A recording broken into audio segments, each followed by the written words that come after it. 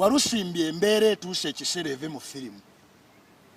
Embeera bwe tunaagitegeera tugenda kuyiiya amagezi agagyongerayo. Right. Embeera kasite kulimu okutegeera kikyatawanya bannayuganda embeera yabalimu okutegeera. Kati okuva lwe yabalimu okutegeera tebamanyi na waggikwata.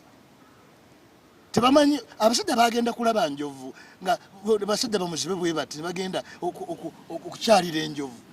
Buli omu nadda nga alina lipooti ye. Eyakwata kutu naga nti enjovu eringa olupapula bweruti. Newunya ne kibajogerako ndi y'amaanyi.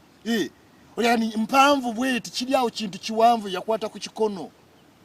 Ate omulala yakwata ku gulu nga kiri awo kintu kinene toyinza na kimalayo. Bombi bakutte bonna bakutte ku njovu yemu. Kakati reality makes every other thing a little bit simpler.